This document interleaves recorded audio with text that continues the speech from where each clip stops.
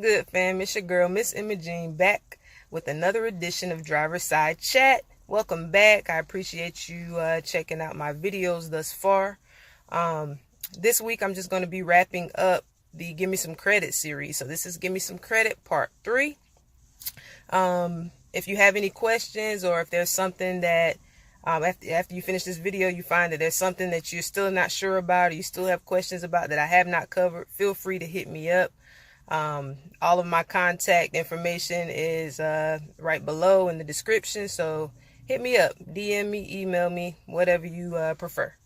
All right, so another thing I want to say is that this process can take months. You know, you're sending off these letters, you're having to give everyone an opportunity to receive your letter, research or investigate whatever it is you're claiming in your letter, and to respond to you.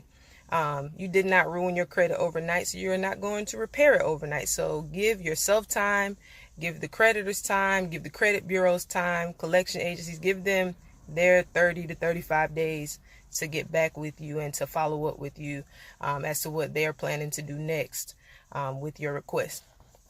All right, so I also want to say something to the people who may see these videos and you're saying, all right, you know, I have some money, or I have some money coming in soon, and I really don't want to go through this process.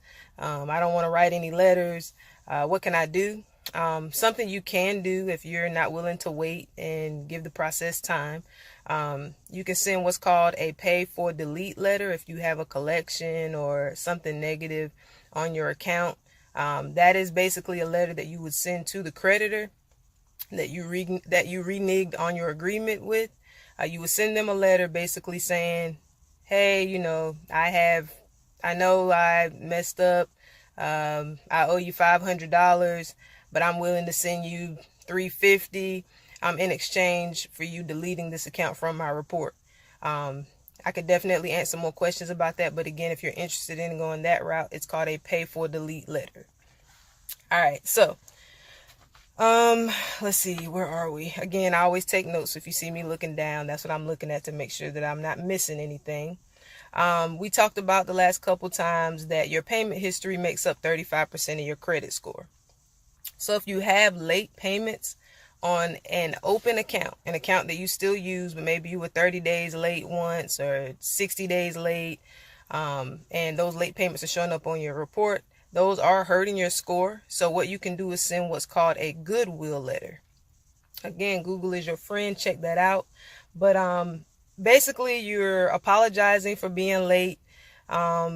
Whenever you were late, you tell them you had late payments on whatever dates is showing up on your report. You apologize for being late. You give them an excuse as to why you were late on the payment. Maybe you switched jobs and your pay schedule changed. Maybe, you know, you lost your job. Whatever the case may be, put that in the letter. Ask them to have mercy on you and remove those late payments, and that moving forward you will be on time. I have seen these work. They work. So give it a shot. Again, this is called a goodwill letter. Next, hard inquiries. Hard inquiries or hard pulls are, they basically show up on your report when you apply for something, and the creditor checks your credit report to see whether or not they deem you eligible to open an account with them. If you meet their standards, or if you're credit worthy enough to open the account that you applied for. Every time you apply for something, you will have a hard pull on your credit report. These pulls impact your score for 2 years. So I would never recommend just going on an application spree and applying for a bunch of things, because your score will take a ding.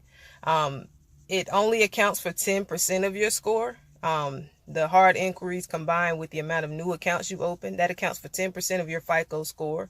But if you maybe made the mistake of going to a car dealership and applying through the car dealer for your credit or for your auto loan, you are probably going to have a lot of recent inquiries on your report. And so you can definitely get rid of those. They are one of the harder things to get rid of, but it impacts your credit in a positive way if you can get rid of any of those inquiries that are on your credit. So what you can do first is you can write a letter to the creditor who pulled your credit.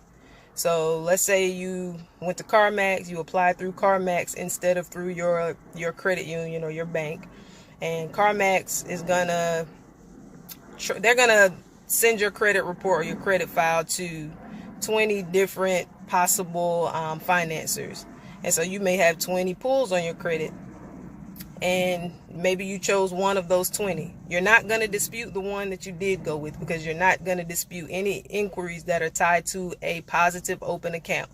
Again, do not dispute any hard inquiries that are tied to an open account that you currently have. Only the ones that you were either denied for, or it's not open, you chose not to go that route, you're going to dispute those. And so the way you go about it, the first thing I would say do is write a letter to the creditor directly, basically saying, hey, I don't remember authorizing that you pull my credit.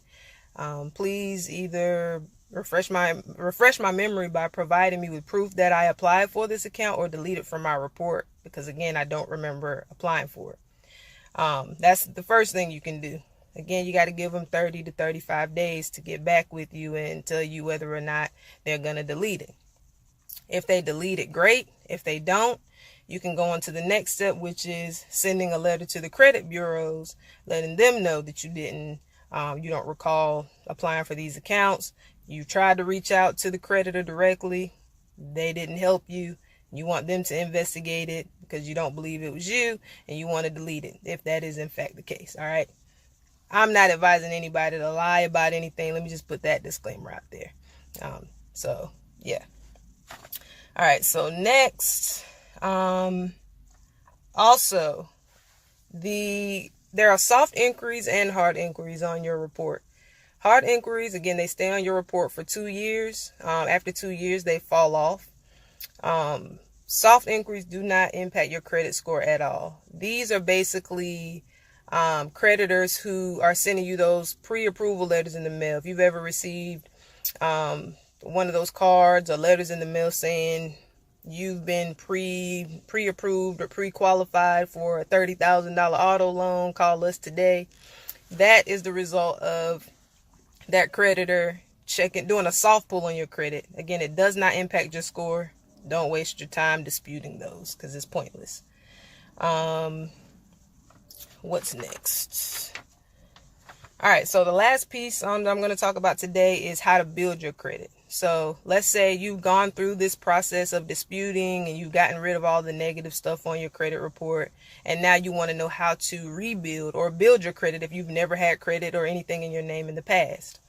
You have a few options. I'll just run through a few of them. The first thing you can do is apply for secured credit cards. Secured credit cards are cards that require a deposit in order for you to open them. So let's say, you apply for a Discover card, which they're a good one to go with, that I can think of off the top of my head. My husband actually had a secured card with Discover. I believe the limit was $300. So the way it works is you apply, you send them $300, which is basically like collateral. Your credit limit is the amount of the deposit that you're giving them. And so he had a $300 credit limit on his Discover card. After 7 months of responsible use, they sent him a check and refunded him his $300. And not only that, they also gave him a credit limit increase to $2,000. So basically, a secure credit card is for people who don't have the credit history and probably won't have the score required to be approved for an open-ended credit card. So you have to start somewhere. So you save up some money, apply for a secured card, use it responsibly, pay it on time, do what you're supposed to do, keep those balances down below 30%. Once the secured credit card provider sees that you're doing a good job and you know how to manage your credit, they're going to reward you if it's a good company. So if you have any questions about that, let me know. I'll be glad to help or provide you with some suggestions on credit cards you can apply for, secured credit cards. Also, there are secured loans. They pretty much work the same as the credit card. The difference is that they usually fall under the installment loan category. You can go back to the very first video I did on FICO scores to hear a little bit more about installment loans. In addition to building your credit with a secured loan, you're also hitting that category where of the 10% credit mix. So you're diversifying your credit as well. So you basically send $500, $300, however much of the secured loan you want. And you're going to make monthly payments as if you took a loan out. You make monthly payments toward it. And once you reach the $300 or $500, they'll give you your money back along with the interest that it accrued along the way. So not only are you diversifying your credit and increasing your credit score that way, you're also improving your credit history, and you are saving money in the process. So that's also a good option. I have some suggestions on that as well. If you're interested, please don't hesitate to ask. Next, you can use the shopping cart trick. This is basically a way to open up a credit account without having a hard pull on your credit. If you have questions about how that works, feel free to ask. I don't want to spend a lot of time on it because I'm trying to shorten my videos. I don't want them to continue to be as long as they have been if I could help it. And then the last thing you could do is see if you can become an authorized user on someone's account that you know they have good credit, you know they have a long stellar credit history.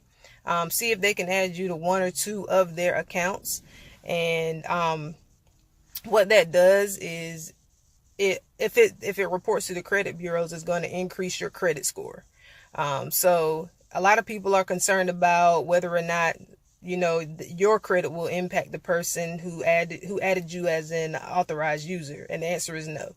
But whatever account they added you to, their credit and their history on the account will definitely impact you if it reports. So you want to make sure, number one, that it's a card or an account that actually does report authorized users to the credit bureaus, because if it doesn't report, it's not going to help you. And also, you want to make sure that whoever is adding you, that their credit is as important to them as yours is to you, and so that you can inherit basically their positive stellar credit history. That's all I have at this point. Thanks so much for watching. If you have started this journey, please keep me updated. Let me know about your results. I want to celebrate with you.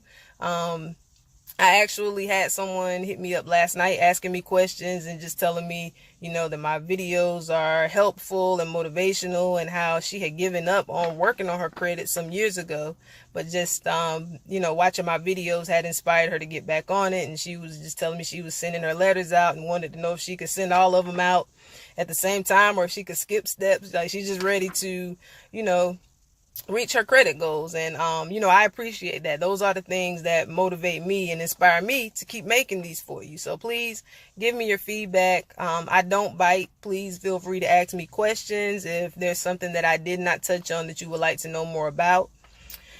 Oh yeah, if you would like for me and Jesus to take the wheel and work on your credit on your behalf, I am open to that as well. Hit me up and we can work together to figure something out. I'll be happy to help. Again, like, subscribe. I had a bunch of people walk up to me and tell me over the last week, hey, I've been watching your videos. They're really dope, but you haven't liked, you haven't subscribed, you haven't shared. Share the wealth. Help your homies out. Help your family out. Let them know that I'm out here helping people get their credit score on track.